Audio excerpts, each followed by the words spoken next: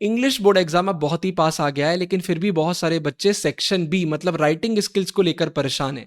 भैया सही फॉर्मेट क्या रहेगा, कुछ एग्जाम्पल्स मिल जाते तो मज़ा आ जाती। और गुरु भैया ने आपकी सुन ली है। इस वीडियो के बाद सेक्शन बी के लिए आपको कोई और वीडियो देखने की ज़रूरत नहीं पड़ेगी। कहाँ पर बॉक्स बनाना है, कहाँ पर नहीं बनाना, कैसे लिखना है, कैसे नहीं लिखना है, सारी बातें मैं आपको बताने वाला हूँ। टेलीग्राम पर पीडीएफ भी अपलोड कर दिया है, द ट्विन ब्रोस टेलीग्राम भी आप ज्वाइन कर लीजिए। इस वीडियो को एंड तक देख लीजिए, सब कुछ आपको समझ में आ जाएगा।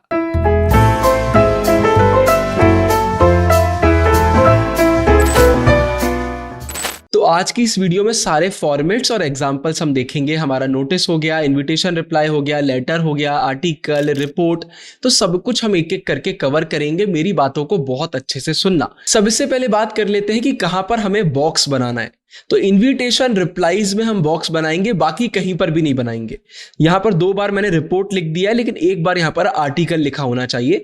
तो लेटर, आर्टिकल, रिपोर्ट में हम बॉक्सेस नहीं बनाएंगे, इनविटेशन और रिप्लाईज में हम बनाएंगे।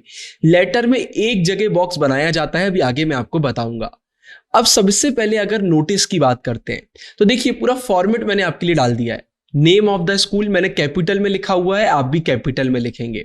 फिर एक लाइन का गैप, फिर नोटिस आप कैपिटल में लिखेंगे, फिर एक लाइन का गैप, यहां पर डेट आ जाएगी इसी फॉर्मेट में, फिर एक लाइन का गैप और जो भी हेडिंग है वो हेडिंग आ जाएगी।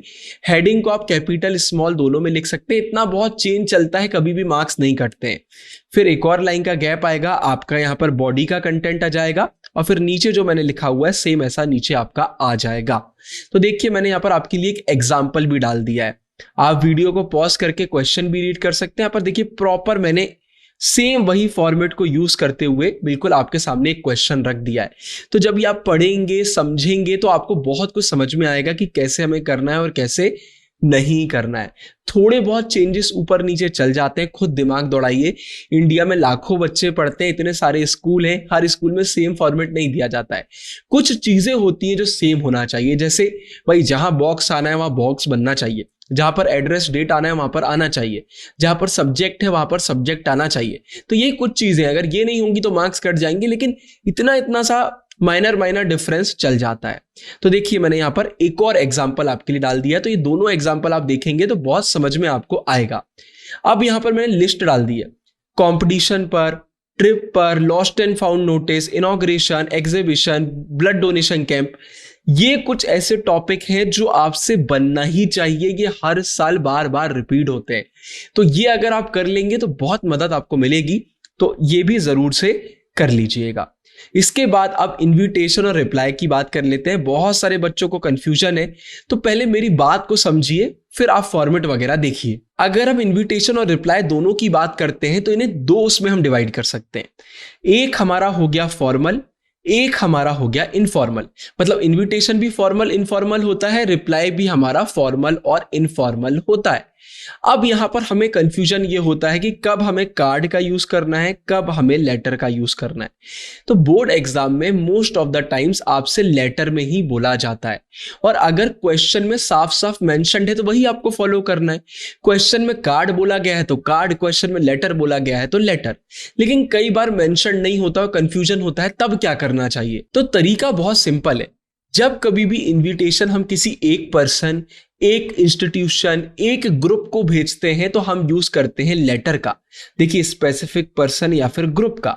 लेकिन जब हम एक से ज्यादा किसी को भेज रहे होते हैं तब हम कार्ड का यूज करते हैं।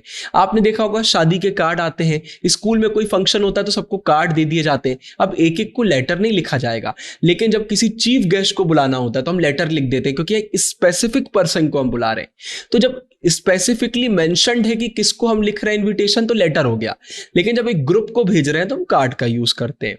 अब अगर हम बात करते हैं इनफॉर्मल की, तो इनफॉर्मल हमेशा लेटर के फॉर्मेट में होता है। मतलब फॉर्मल वाला कार्ड और लेटर में हो सकता है, लेकिन इनफॉर्मल हमेशा लेटर में होता है। आप अपनी दादी को इनविटेशन लिखेंगे तो आप लेटर में लिखेंगे, कार्ड में नहीं लिखेंगे। तो ये इनफॉर्मल हमारा लेटर में हो जाता है। अब रिप्लाईज की अगर हम बात करते हैं तो ये ज्यादातर लेटर में ही होता है, लेकिन अगर क्वेश्चन में मेंशन्ड है कि आपको कार्ड में करना है तो फिर फॉर्मल वाला आपका कार्ड में भी हो सकता है, लेकिन इनफॉर्मल तो हमेशा ही लेटर में करा जाता है। लेकिन most of the times reply आपको लेटर में ही करना पड़ता है। तो आई होप आपका कंफ्यूजन एकदम क्लियर हो गया होगा। तो ये कंफ्यूजन क्लियर करना बहुत जरूरी है। अब यहां पर एक और इंपॉर्टेंट बात याद रखना कि जब कभी भी हम कार्ड में लिखते हैं तो हम थर्ड पर्सन पर्सपेक्टिव से लिखते हैं। मतलब आई यूज नहीं करेंगे कि हम पर्सनल लेवल का टच दे रहे हैं, नहीं। एग्जाम्पल देखो, Shyamlal and sons announce the opening of galaxy novelties, मतलब थर्ड पर्सन पर्सपेक्टिव से हम लिख रहे हैं। लेटर हमारा फर्स्ट पर्सन में रहता है। तो ये कंफ्यूजन भी बहुत बच्चों को होता है, इसलिए मैंने एग्जाम्पल भी डाले हुए हैं। अब देखो मैंने यहाँ पर इनविटेशन फॉर्मल कार्ड का डाला हुआ है। सबसे पहले name designation of the host या फिर ऑर्गेनाइजर, फिर वेन्यू, ओकेजन या इवेंट क्या है, डेट एंड टाइम और कॉन्टेक्ट डिटेल्स। फिर इसके बाद इनविटेशन फॉर्मल लेटर फॉर्मेट में। तो देखिए मैंने पूरा एग्जाम्पल के साथ फॉर्मेट डाल दिया है। सेंडर्स एड्रेस, फिर date, receiver's name and address, subject, salutation, date, time, venue, event या ओकेजन क्या है, subscription, sender's name and designation. तो यही सेम तरीका आप फॉलो करेंगे तो आपके फुल मार्क्स लाना पक्की बात है, कोई आपके मार्क्स नहीं कटेंगे। और देखिए सब्जेक्ट को यहाँ पर अंडरलाइन भी करा गया है, आप भी अंडरलाइन करेंगे, बहुत अच्छे से इसको देखिएगा। फिर इनफॉर्मल इन्विटेशन, सिंपल जैसा हम इनफॉर्मल वे में करते हैं, डियर पहल, you will be pleased, you, I, हम वर्ड यूज कर रहे हैं ना, यहां पर हम थर्ड पर्सन में नहीं कर रहे हैं। तो sender detail, date, salutation, occasion, date, time and venue, subscription और सेंडर्स नेम। सब्सक्रिप्शन में आप कुछ भी लिख सकते हैं, जैसे योर अफेक्शनेटली, इससे पहले वाला हमारा योर फेथफुली। तो अब इनफॉर्मल है फॉर्मल है उस पर डिपेंड करता है। तो एक क्लोजिंग लाइन हमारी आ जाती है, इसको हम सब्सक्रिप्शन बोलते हैं। फिर अब रिप्लाई, तो फॉर्मल हम कार्ड में कर रहे हैं और हम इसको लेटर में भी कर सकते हैं। मैंने आपको बताया क्वेश्चन पर डिपेंड करेगा। जैसे क्वेश्चन यही है, reply in card format only if it's mentioned in the question, है ना। तो क्वेश्चन में मेंशन्ड है तभी आप रिप्लाई कार्ड में करेंगे, नहीं तो आपका फॉर्मल इनफॉर्मल रिप्लाई आपके लेटर फॉर्मेट में ही जाते हैं। तो एक्सेप्टिंग का अलग रहता है, डिक्लाइन करने का अलग रहता है। तो इसको आप पढ़ लेंगे। ये थर्ड पर्सन में, mister Rakesh Rana has much pleasure, तो आई, यू वगैरह हम यूज नहीं कर रहे हैं यहाँ पे। फिर रिप्लाई हम एक्सेप्ट कर रहे हैं, फॉर्मल उसमें, लेटर उसमें। तो जब लेटर में एक्सेप्ट करते हैं तो हम ऐसे लिखते हैं, जब हम डिक्लाइन करते हैं तो हम ऐसे लिखते हैं। तो ये मैंने पूरा फॉर्मेट आपके लिए डाल दिया है। अगर अभी भी कंफ्यूजन हो रहा है, वीडियो में वापस जाइए, मैंने प्रॉपर आपको एक्सप्लेन करा हुआ है। आपका इनविटेशन में जब आप इनविटेशन दे रहे हैं तो अगर किसी स्पेसिफिक को है तो वो लेटर में होगा, अगर सबको दे रहे हैं तो वो कार्ड में होगा, फॉर्मल में। इनफॉर्मल हमेशा लेटर में होता है। और रिप्लाई की बात करते हैं, रिप्लाई हमेशा लेटर में होता है, अगर क्वेश्चन में मेंशन्ड है तभी हम कार्ड में करते हैं। ठीक है, अब इसके बाद आगे बढ़ते हैं हमारे लेटर राइटिंग की तरफ। बाकी इनको एक बार पढ़ लीजिएगा, इससे आपको बहुत मदद मिलेगी। ये रिप्लाई है इनफॉर्मल लेटर फॉर्मेट में, तो ये आप पढ़ लेंगे तो बहुत मदद मिलेगी। डिस्क्रिप्शन में इसका पीडीएफ भी मैं आपके लिए डाल दूंगा। अब लेटर राइटिंग में, write an application in response to this advertisement, तो सेंडर्स एड्रेस आएगा, date, receiver's name, rank, his her address, subject of the letter, salutation, body of the letter और कॉम्प्लीमेंट्री क्लोजर। आखिरी में इंक्लोजर में हम biodata भी add करते हैं और फिर ये हमारा बायोडेटा आ जाता है। बायोडेटा में जब हम एजुकेशनल क्वालिफिकेशन डालते हैं तो उसको हम ऐसे बॉक्स में डालते हैं। ये हमारा बॉक्स बनेगा, आप चाहे तो यहाँ पे भी डाल सकते हैं। ये चारों चीजें मेंशन करना बहुत जरूरी होता है और बाकी सेम यही आप फॉलो करेंगे। बहुत सिंपल है, इसको याद कर लीजिएगा, बायोडेटा इंपॉर्टेंट होता है।